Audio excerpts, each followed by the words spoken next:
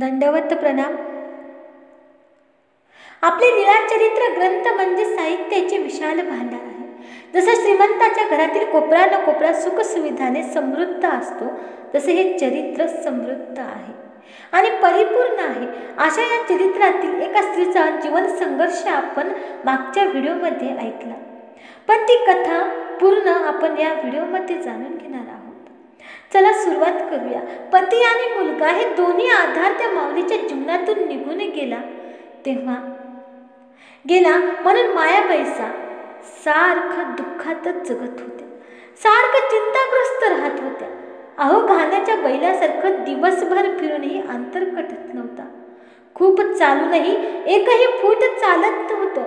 असं त्यांचं जीवन उदास झालं होतं, जीवनातील हास्य मावळलं होतं।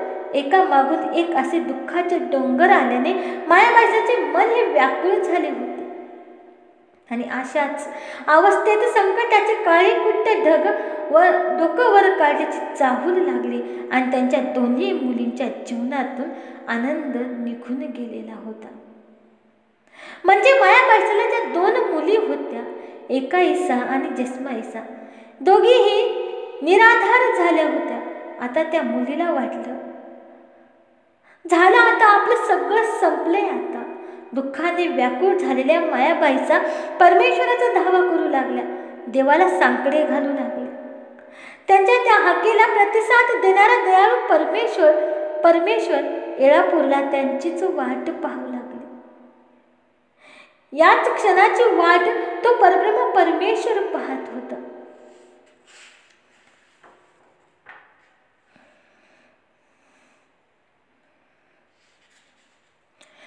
आयुष्याला उगाच जीवन म्हणत नाही। जीवन म्हणजे हे पाण्यासारखं असतं, आयुष्यात ते पाण्यासारखं प्रवाहित होत असतं आणि ते प्रवाहित वाहत असताना कधी दुःख कधी सुख असे चढ उतार तर चालूच असतात। मायाबाईसा आपलं एक सुख हे नाश झालं, आपल्या संसाराचा नाश झाला म्हणून दुःख करत होत्या, पण परमसुख त्या परब्रह्म परमेश्वराची प्रसन्नता या शांताबाईसाची तिकडे वाट बघत होती।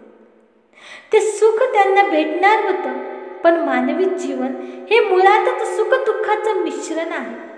दुःखाचं प्रमाण जास्त असलं की आपण त्याला दुःख समजतो। अहो, सुखाची टक्केवारी जास्त असली की सुख समजतो। कमीत कमी दुःख म्हणजे सुख, हीच खरी सुखाची व्याख्या आहे। त्याच सुखासाठी सगळे सजीव धावपळ करीत असतात, पण माणूस नावाच्या प्राण्याला जरा जास्तच कळतं, म्हणून तो विचार हे काळजीपूर्वक करतो आणि काळजीपूर्वक तो सुखाचा शोध घेत असतो। शोध घेत असताना खऱ्या अर्थाने सुख कोणालाच मिळत नाही। अधूनमधून थोडं बरं वाटतं, त्यालाच आपण सुख म्हणतो।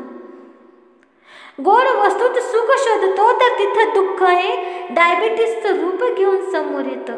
आंबट खावं तर पित्ताच्या रूपाने येतं। अहो, मीठ खावं तर रक्तदाब वाढतो, तेल तूप खावं तर चरबी वाढते। भोगस्थानात दुःख आपल्या अगोदरच जाऊन बसलेलं आहे, म्हणून संसारात जवा एवढं सुख व पर्वता एवढं दुःख आहे। स्वामींनी या संसाराला दुःखरूप म्हटलं आहे। श्रीकृष्ण गीतेतून म्हणतात, दुःखालयम शाश्वतम। या संसारामध्ये दुःखच आहे, तरीही माणूस कचरा पेटीत चांगल्या वस्तू शोधाव्यात तसा हा माणूस सुख शोधित असतो आणि जेव्हा पूर्णपणे आपल्या पदरी अपयश पडतं तेव्हा हताश होऊन निराश होऊन वैफल्यग्रस्त आणि खचून गेलेली माणसं आत्महत्येला प्रवृत्त होतात। विश्वातील सगळ्यात वाईट घटना म्हणजे आत्महत्या।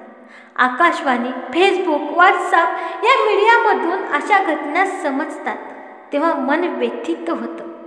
अहो, मुंगळ्यासारखा क्षुद्र प्राणी मागचा अर्धा भाग तुटून गेल्यावरही अर्ध्याच शरीरावर तो जगतो, तो जगत असतो आणि जगातील कुठलाच प्राणी आत्महत्या करीत नाही। मग माणसाने का करावी? आणि हाच निर्णय मायाबाईसाने सुद्धा घेतला होता, पण त्याने दुःख नाहीसे होत नाही। पण मायाबाईसाने हाच शेवटचा टोकाचा निर्णय घेतलेला होता, कारण त्या या संसारिक दुःखाने होरपळून निघालेले होते। अहो, त्यांची थोरली मुलगी विधवा झाली, मुलांचा मृत्यू झाला, पतीचा मृत्यू झाला आणि धाकट्या मुलीलाही वेड लागले. तिला तिच्या पतीने मायाबाईसाकडे सोडले होते. आता त्यांच्या दोन्ही मुलीच्या जीवनातून आनंद निघून गेला होता. आता मात्र त्या माऊलीचा धीर खचला होता. तिच्या डोळ्यासमोर दिवसा अंधारे आले. आतल्या आत ती ढसढसत राहिली आणि पत्राने डोळे मात्र ती दिपत राहिली. एक आई स्वतः कितीही दुःख सहन करते, पण आपल्या लेकराचे दुःख तिला नाही बघवत. अशीच अवस्था मायाबाईसाची झाली होती. ते धन कण जे काही होतं तेही त्यांच्याकडून राजाने हिरावून घेतलं होतं. अतिशय दुःख त्या मायाबाईसाच्या पदरी पडलेलं होतं. त्यांना कुठलाच आधार नव्हता. दुःखाने व्याकुळ झालेल्या अवस्थेत आता या दोघींचा सांभाळ मी कसा करू, असा प्रश्न मायाबाईसाच्या पुढे उपस्थित झालेला होता. आता मी काय करू, कसे वाचू, काय करू, कुठे जाऊ? आता तिला कुठलीच भिंतही टेकायला उरली. आता टेकायचं तरी कुठं? आता सगळं संपले असं त्यांना वाटू लागलं. आता व्याकुळ होऊन मायाबाईसा ईश्वराचा धावा करू लागल्या. त्या देवाला सांकडे घालू लागल्या. त्यांच्या त्या व्याकुळ अंतकरणाची हाक ऐकून प्रतिसाद देणारा तो दयाळू परमेश्वर येळापुराला त्यांचीच वाट पाहू लागला. जेव्हा एक सुखाचे सर्व दरवाजे बंद होतात ना, तेव्हा परमेश्वराच्या भक्ती मार्गाचा मार्ग मात्र मोकळा होतो. अज्ञानी जीव त्याच नश्वर सुखात सुख शोधतो आणि अशाच अवस्थेत शांताबाईचा स्वतःला सावरण्याचा प्रयत्न करत होत्या. मुलाचं व पतीचं दुःख हे खूप मोठं होतं आणि त्यात ही दुसऱ्या दुःखाची भर पडली होती. परत एकदा दुःखाने भरलेल्या काळ्याकुट्ट ढगाचे डोके वर आल्याची चाहूल लागली आणि त्यांचे मन मात्र आता भयाने व्याकुळ झालेले होते. एकूण परिस्थिती त्या माऊलीच्या अस्तित्वाला आव्हान देणारी होती. मनाची अवस्था इतकी भयकापित झाली होती. ती माऊली मनाच्या अंतरातून परमेश्वराला प्रार्थना करू लागली. आणि तो काळा दिवस, सुखानंतर सुख येतं. संकटे आले तर परमेश्वर भेटतो. खऱ्या अर्थाने संसार बंधनातून मुक्त झाल्या शांताबाईसा या संसार बंधनातून मुक्त झाल्या होत्या. एक दुःख देणारं दुःख असतं, एक सुख देणारं दुःख असतं, तर एक आनंद देणारं दुःख असतं. अहो, चिखलामध्ये कमळ उगावं तसं दुःखाच्या चिखलातच आनंदाचं कमळ विकसित होत असतं. जोपर्यंत दुःखाचे डोंगर आपल्या आयुष्यात येत नाहीत तोपर्यंत देवाची आठवण येत नाही. म्हणून एक कवी म्हणतात, दुःखाच्या सागरात लोट श्रीकृष्णा, सुखात स्मरण आता होत नाही आता, सुखात स्मरण तुझे होत नाही आता. श्रीकृष्ण भगवंताला तो भक्त प्रार्थना करतो, हे परमेश्वरा मला फक्त आणि फक्त दुःखाच्या सागरात लोट, कारण दुःखातच तुझी आठवण होते, सुखात तू दूर जातोस. परमेश्वराला जवळ करणारं असं दुःख हे प्रत्येकाच्या जीवनात यायला पाहिजे. आता मायाबाईसा या संसार बंधनातून मुक्त झालेल्या होत्या. ज्ञानाने नाशिवंत वस्तूतले दोष दिसतात आणि अज्ञानाने त्यातच सुख दिसतं. अशा या नाशिवंत संसारातून शांताबाईसा स्वातंत्र्य झाल्या होत्या. पण हातबल झालेल्या शांताबाईसाने मात्र त्या आत्महत्येला प्रवृत्त झालेल्या होत्या. आणि तसंच या दुःखातून मायाबाईसाचे आनंदाचे कमळ विकसित होणार होतं. आनंद म्हणजे कधीही न संपणार सुख आणि ते आनंद म्हणजे कधीही न संपणारं सुख आणि ते फक्त परमार्थातच मिळतं. जोपर्यंत पांडवाच्या जीवनात दुःख होते, संकट होते, तोपर्यंत श्रीकृष्ण भगवंत त्यांच्या सोबत होते. ज्या दिवशी दुःख संपले, सुख आले, तेव्हा त्यांना श्रीकृष्ण भगवंत सोडून गेले. या संसारातील एक सुखापेक्षा दुःखात राहून ईश्वराचे स्मरण करणे यात मोठा आनंद आहे. म्हणून तर राजमाता कुंती ईश्वराला दुःख मागत होती, दुःखाच्या सागरात लोट श्रीकृष्णा, तुझे सुखात स्मरण तुझे होत नाही आता. देवा, तू मला सुखात भेटत नाही, सुखात तुझा विसर पडतो, म्हणून देवा तू मला दुःख दे. कुंतीला राजमाता कुंतीला हे माहीत होतं की श्रीकृष्ण भगवंत हे ईश्वर आहे. त्या प्रकारे नाशिवंत वस्तूत त्या कुंती मातेला दुःख दिसलं आणि त्यांनी एक सुद्धा मला सतत दुःख द्यायची मागणी श्रीकृष्णाला कुंती मातेने केली. अहो, संसार वाईट आहे असं नाही, पण त्यातले सुख नित्य नाही, ते जास्त काळ टिकत नाही. एखादं संपूर्ण जेवणाचं भरलेलं ताट असतं, आणलं आपल्यासमोर, 10 दिवस त्या व्यक्तीनं काहीच खाल्लेलं नाही, त्याच्यासमोर पंचपक्वान्नानं भरलेलं जेवणाचं ताट आणलं, ते लगेच त्या ताटाकडे त्याचं ओढ जाते आणि तो ते खायला लागणार. तेव्हा तितक्यात कोणीतरी मला, अरे ते खाऊ नको, त्याच्यात विष आहे. त्याने क्षणात ते अन्नाचं ताट तो बाजूला करतो. एका क्षणामध्ये तो अन्नाचं ताट ते बाजूला केलं आणि क्षणातच सुख त्याचं नाहीस झालं होतं. अशाच मायाबाईसाच्या संसारात सगळं सुख हे निघून गेलं होतं. आता शांताबाईसा हतबल झालेल्या होत्या. मायाबाईसाने आत्महत्याला प्रवृत्त झाल्या होत्या. तितक्यात वसमत या गावाहून दिंडी निघाली आणि मायाबाईसाने ठरविले, आता या दिंडीसोबत द्वारकेला जायचं आणि एक मुलगी पाठीला बांधायची आणि एक पोटाला बांधावी आणि त्या गोमतीच्या नदीमध्ये आपली जीवन यात्रा संपवावी.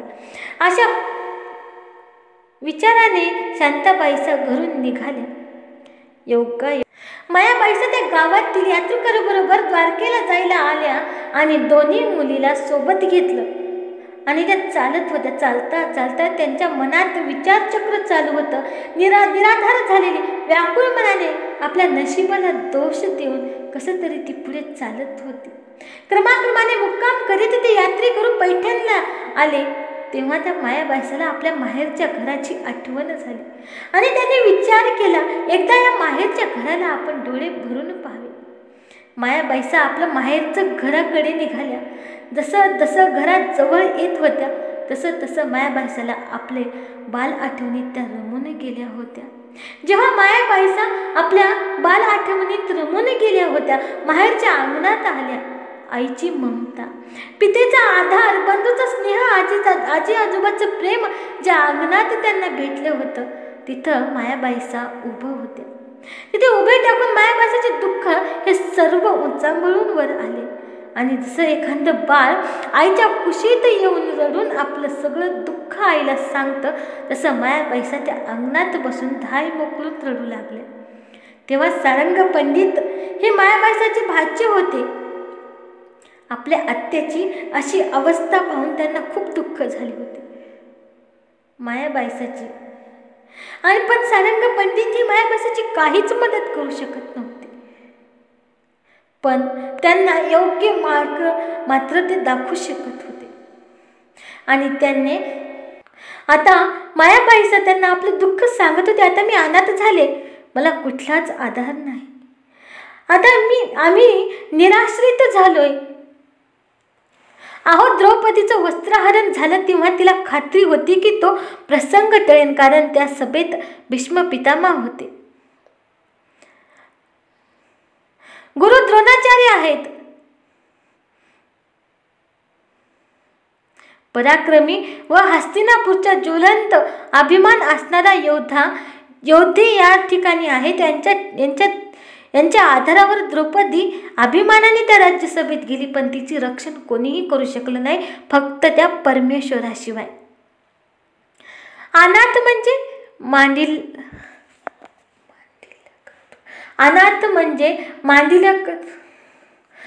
म्हणजे कुणाचा ताबा नाही, स्वातंत्र्यता, रिकाम हृदय, फक्त स्वतःच मुक्त जीवन, कोरं जीवन, शून्य, ज्यात कुणीच नाही, संसार पुसून टाकलाय, जसं कृष्णाच्या बास्तीसारखं पोकळ. असंच अनाथाचं जीवन पोकळ असतं आणि मायाबाईसाचंही जीवन आता असंच झालं होतं. पण त्यांचा या संसाराला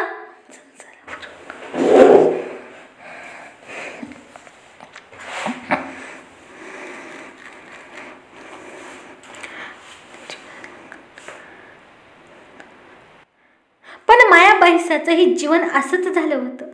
त्यांचं या संसारावरूनच नाही तर त्या या जीवनालाच कंटाळल्या होत्या. पण आता वाट होती त्या रिकाम्या हृदयात बासरीमध्ये कृष्ण नामाची फुंकर भरण्याची, ज्यामुळे सुरेल सूर घुमेल आणि चित्तवेधक आणि मनाला लुब्ध करणारा मधुध्वनी वाईट विचारांचा कचरा झाडून स्वच्छ हृदय होऊन जाईल. त्या परमेश्वराचा आनंद देणारी प्रभू नामाची फुंकर देण्याची आणि ती फुंकर मायाबाईसाच्या रिकाम्या हृदयामध्ये सारंग पंडिताने घातली.